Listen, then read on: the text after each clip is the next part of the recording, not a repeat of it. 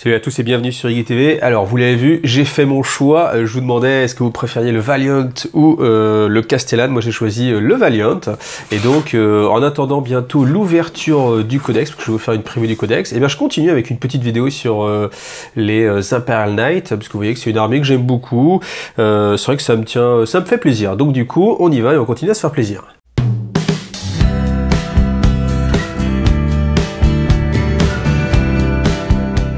Alors quand on regarde la boîte, on peut regarder un petit peu le dos. J'aime bien la petite phrase qu'il y a au-dessus, vous voyez tout en haut, Unstoppable Breaking Behemoth. Donc genre, ça envoie du lourd. Alors évidemment, on va pas revenir sur les stats de la figurine, parce que ça j'en ai déjà parlé. Si vous avez envie, allez voir la vidéo que j'ai faite justement à ce sujet-là. Et là, ce qu'on va voir, c'est directement les grappes de la figurine. Alors hop là.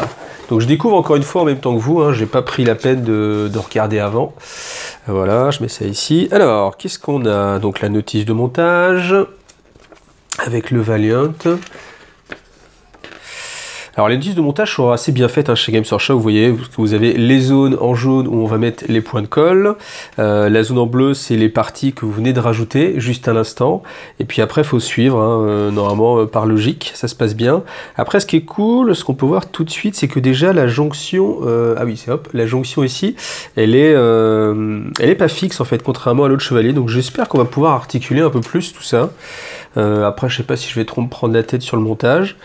Voilà, hop, donc je passe un petit peu, comme ça vous pouvez voir rapidement. Donc ce qui est important aussi de voir, c'est que ce que j'avais pas vu tout de suite, c'est qu'entre le Valiant et le Castellan, et ben cette pièce là en fait va être différente.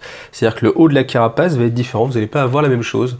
Donc ça va être des petites variations bien sûr, hein, mais ça fait une petite différence. Donc l'avantage comme ça, c'est que si vous avez perdu votre notice de montage, et ben du coup vous allez pouvoir la retrouver en vidéo. Voilà, donc on peut pas mettre 3 tourelles, vous voyez, on peut pas mettre 3 fois les missiles. Ce sera soit 2 missiles, une tourelle, soit 2 tourelles et un missile.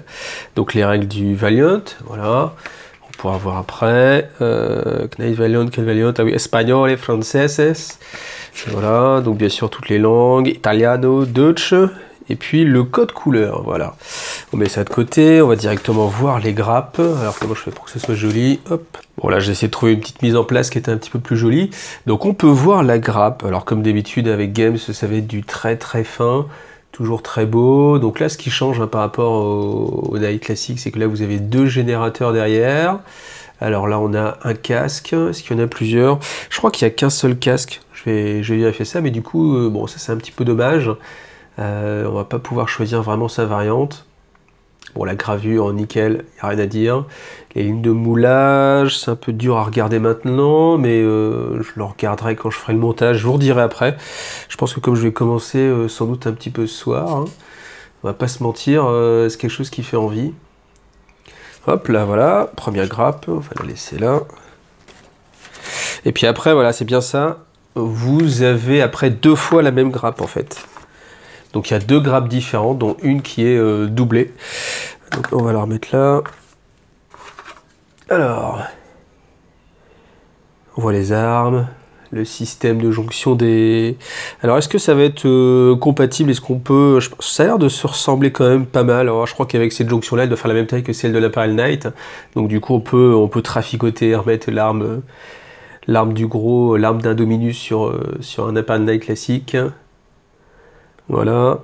Alors évidemment, il n'y a pas d'autre tête, hein, donc on n'a qu'un seul casque. Donc là, on a la tourelle qu'on fera x2, 2 fuseurs, donc un de chaque côté. Donc, pas d'autre arme, on ne peut pas mettre de mitrailleuse. Et je vous montre l'autre côté. Voilà. Alors je pense qu'il n'y aura pas de rabio hein, au final, parce que hormis les missiles, je vois pas ce qu'on va pouvoir avoir comme rabio. C'est un petit peu dommage pour remplir les boîtes à rabio. Bon, le socle classique traditionnel, ça on ne change pas. Et ensuite la grappe de décalco. Alors hop, alors terrine bien sûr on va pas trop la voir, un blanc sur bleu comme ça, je pense que ça va pas très bien passer.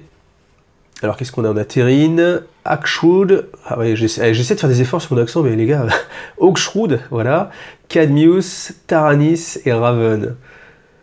Voilà, des petites bandes, c'est pas mal.